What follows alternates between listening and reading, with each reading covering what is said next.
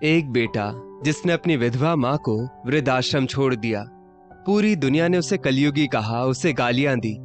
लेकिन जब उसकी माँ की मौत के बाद उस बेटे का सच सामने आया तो गालियां देने वालों की आंखों से आंसू नहीं रुके। आखिर उस बेटे ने ऐसा क्या किया था, ये सच जानने के लिए अपने दिल को थाम कर बैठिए, क्योंकि ये कहानी आपको हिला कर रख देगी। सर्दियों की एक देर रात थी। 32 साल का डॉक्टर रोहन घर में दाखिल हुआ और सोफे पर अपना बैग पटकते हुए एक जिद्दी आवाज में बोला, माँ, मुझे अपनी रिसर्च पूरी करने के लिए अमेरिका जाना पड़ रहा है। वहां मुझे कुछ महीने लग सकते हैं। रसोई से पानी ला रही उसकी माँ सावित्री जी के कदम वहीं रुक गए।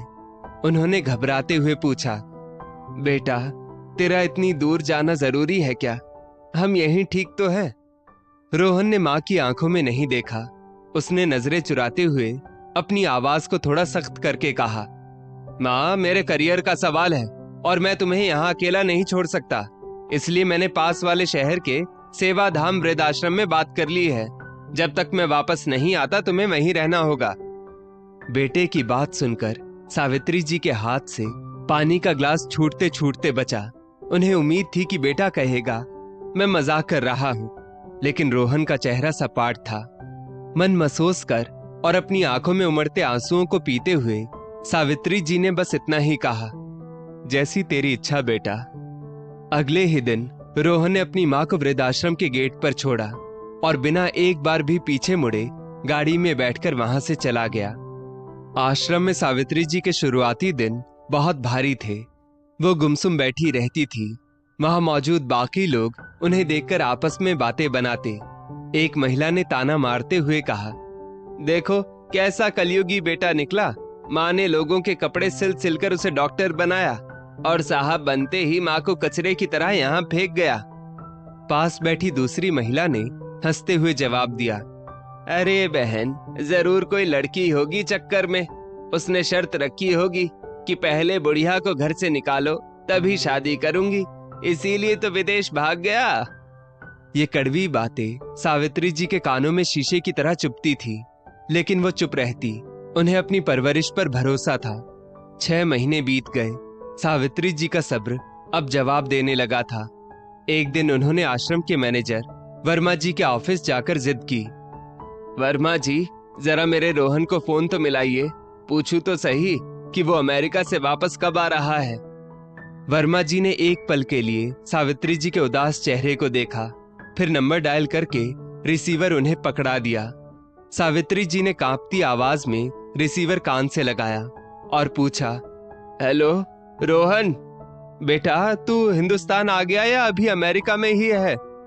उधर से रोहन की आवाज आई, माँ, अभी तो मैं अमेरिका में ही हूँ। यहाँ काम बहुत ज्यादा है, वक्त ही नहीं मिलता। बेटे की आवाज सुनकर सावित्री जी का चेहरा तो उतर गया, लेकिन दिल को थोड़ी तसल्ली मिल गई कि बेटा ठीक है। उन्होंने धीमी आवाज में कहा, अच्छा बेटा, अपना ख्याल रखना, और फोन रख दिया। इसके बाद तो ये सिलसिला बन गया। हर 3-4 महीने में सावित्री जी वर्मा जी के पास जाती, फोन करती और उधर से रोहन का वही रटा रटाए जवाब आता, माँ, मैं अभी यहीं हूँ, जैसे ही आऊंगा तुझे बता दूंगा। इस तरह 2 साल गुजर गए। बेटे के इंतजार और लोगों के तानों ने सावित्री जी को अंदर से खोखला कर दिया था।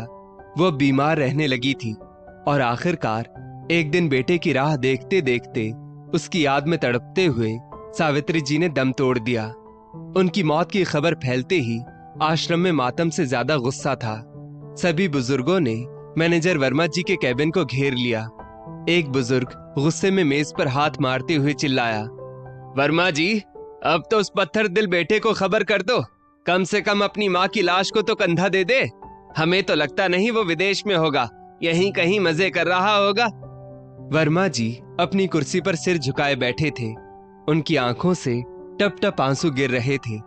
उन्होंने भारी और रुंधी हुई आवाज में जो कहा उसने सबको चौंका दिया। वो बोले, मैं उसे कैसे बुलाऊं? उसे मरे हुए तो पूरे 3 साल हो चुके हैं। कमरे में एकदम सन्नाटा छा गया। सुई गिरने की भी आवाज ना थी। तभी भीड़ में से एक ने हैरानी से पूछा, वर्मा जी, आप क्या कह रहे हैं? अगर वो 3 साल पहले मर गया तो पिछले 2 साल से सावित्री जी से मोबाइल पर बात कौन करता था? वर्मा जी ने अपनी दराज खोली और एक पुराना मोबाइल टेबल पर रख दिया।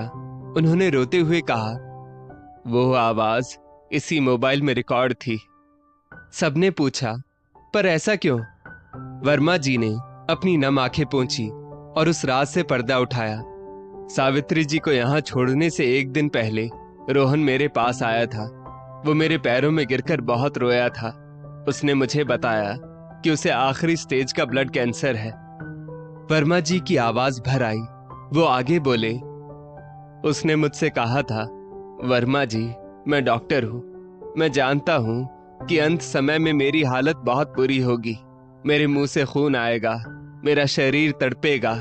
मेरी ये हालत मेरी माँ से देखी नहीं जाएगी। वो तो मेरे मरने से पहले ही मर जाएगी।